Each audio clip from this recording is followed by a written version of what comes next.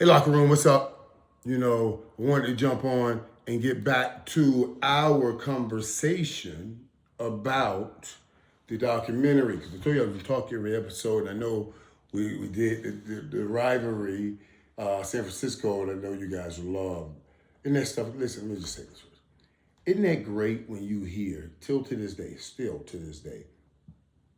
Charles Haley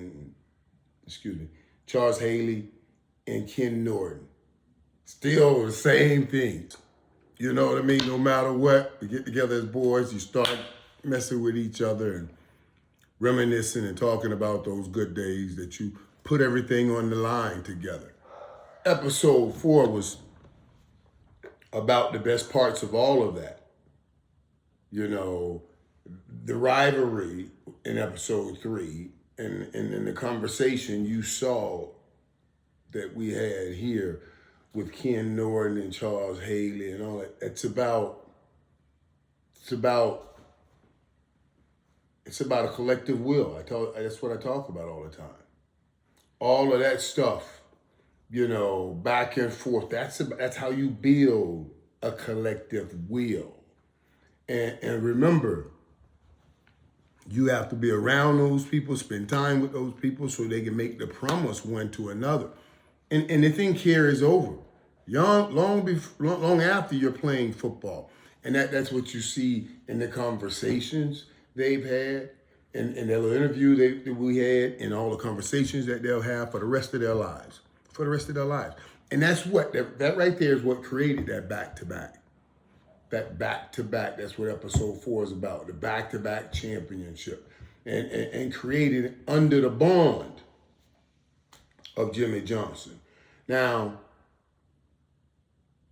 the crux of episode 4 in the back-to-back, we'll talk about the championships, but of course, they're going to get back talking about the breakup between Coach Johnson and Jerry Jones. And a lot of it, when I watch this, let me tell you something, especially knowing what I know now and seeing the things and the times that the things were happening. I guess when I look back, when I was in it, I was out at rosy glasses on. No way nobody would bring this to an end. But now I look back, I could really see the signs where you saw it, and man, yeah, you could see it. And like at Super Bowl 28, right? And Bob Costas did a great job. You guys see the interview in the piece. Like Bob Costas said, Jerry, because now we don't want one Super Bowl, and everybody now, it's about who's getting the credit. And Bob Costas has both of them sitting down at the Super Bowl. And you saw he asked how he crafted that question. Jerry said to Frank DeFord, one of 500 coaches and coached his team. We put it right there, right? Jerry right in front of him. Jerry's out drinking. There's a rule out usually that they used to say, when glass goes up, pen goes down. Something like that. When glass goes up, pens go down. This is something like that. Because this is what they were saying all those years. Because the guys were drinking with the writers. So to keep things right, if you want to have drinking, glass goes up, pen must go down. But that stuff was not going to stay true. And I think that's how 500 coaches could have coached his team got out. That's what my understanding was, how it got out. But man, I look at his interview. Bob Costa says to him, that's what Jerry said, or Jimmy's sitting right there. And when you hear that, what do you think? Do you think Jerry, do you respect his football knowledge? Now get this. Jimmy's a brilliant man. He's a brilliant man. Jimmy knew, and he looked up that was a trick question. He set him up too by already hitting you in the head with a slap that Jerry put on you for the whole world to see. And now he's saying, what he said doesn't have any credence. And Jimmy looked away because he thought about it, and he said, yeah, I have respect for his football knowledge as an owner. But then Bob said, as your equal?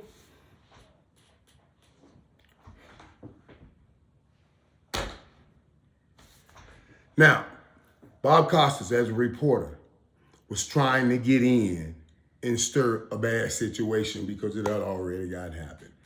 Jimmy knew that when he sat down. There were so many ways I think Jimmy could have gone with that, because I know he's brilliant enough to know how to handle it too. Because I tell you, he doesn't just coach the body, he's always coaching the mind. That's why Jimmy got the best out of his players. He knew exactly how to handle every player. And he did. He tried the first time around, because he said, I respect this football knowledge as an owner. As an owner. And then he said, but as your equal. Bob came back as your equal, and then he said, of course, he had to say no. But what I'm saying here is I know how smart Jimmy is. Right there and right there. If you'd have thrown out, this is just conversation, if you had thrown out a compliment in a strategic way, say something like, because you knew Bob was fishing for this. This is what it was. We're getting ready to play. We win play the Super Bowl. Jimmy's smart enough. Jimmy should have said, Bob, I'm no owner, and I'm sure there are a lot of things that goes on as an owner that Jerry understands, or as a businessman that Jerry understands, that I don't have any understanding of. I'm not his equal in that aspect, because he works that's what he does every year for all of his life. But I have been a coach. And like you, I'm telling you, I'm not his equal in his field. It'd be hard for me to say, yeah, he can be an equal. Anything like that. But they were already so salted. And now I see that, and I saw that interview. And then, Jerry, I want to be involved in anything with Jimmy around. God, I saw that interview, man. And I didn't feel that. I didn't feel we were going to lose him. I didn't feel that was going to happen. And let me tell you, I was going to sit here this time. I was going to bring Coach on, but I don't want to do it here because we're still so early in it. We're 4 episodes, and I still want to have a good feeling about it. And I don't know where that conversation will go with Coach and I. So because I'm going to tell you something. When I watch this episode, there are some things I still see. I see now both of them, because Netflix did a good job and said, each of them one time said, let's rewind it back. That means they said something, thought about it, and wanted to say it again because they understand now the totality of the weight what they say will carry. And all it does now is damage the history. It can't change it. We blew an opportunity there. And in that documentary, you see Jerry and you see Jimmy thinking, we blew something here. I'm glad to see that they're getting back to being on good terms when they have such great history and working together, and I'm so happy for that. But yeah, I didn't want to bring Coach in and us talk about that, and then it goes to that situation, and everything. So yeah, Herschel, a different thing. Maybe talk to Herschel Walker about the trade, because they mentioned the trade just to talk about the dispute. But yeah, no, it's too early for that. And they are in a good place. And I don't want to start any conversations over here that's going to mess up anything over there, because, because I like it when they are in a good place, because it affects our history. But it was interesting, and I'll tell you guys this, why I say this. Coach called, and he wants me to come down and talk to the team, Miami, before their big game. And I'm trying to piece together, prayed about it, talking about it, and then I'm watching the documentary, and God's giving me things about it, because I'm watching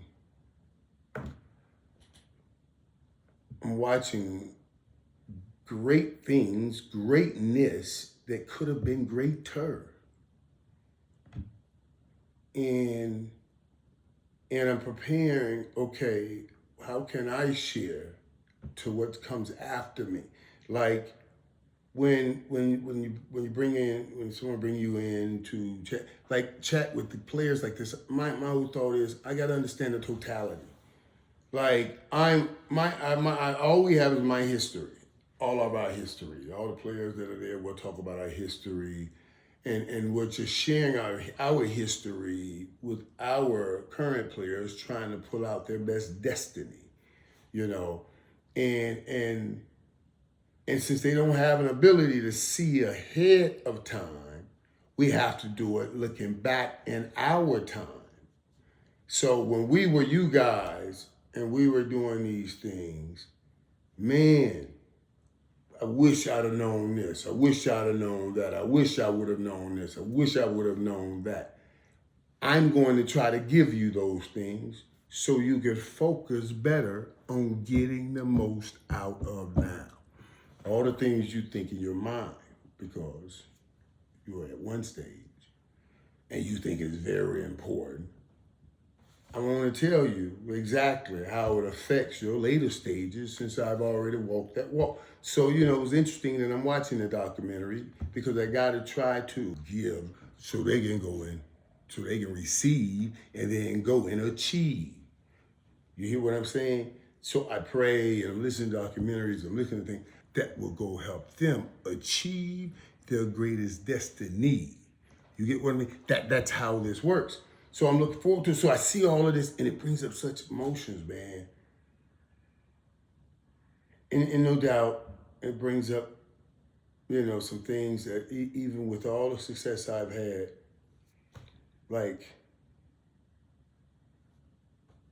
it brings up some regret. We could have done this, man. God almighty, how did we do this? Jerry, why did you make that decision? Jimmy, why did y'all have that damn interview? And then, Coach, why did you not just play that right? Jerry said that, once Jacksonville come in and they start, Jimmy talked to Jacksonville that he felt disloyal. He felt it was a disloyal thing. And Jimmy just really, because Jimmy really wouldn't let him come in. Now, I want you guys to see this. I want you guys to see it. And I know Coach sees it now when he looks back. Okay. In the same episode, well, they'll start talking about it. They'll start talking about it coming up. CBS is dying. And CBS is losing money. And they want to get out of the NFL. I know they want to lower the money in the NFL. And the owners are saying, okay, because they've been in business so long. But Jerry said, no way. And then he brings in Fox. You guys will see all this. You see all this. Jimmy, I think, understands now that that's what he was trying to do. But Jerry was seeing the whole NFL in a bigger way, to grow it in a bigger way.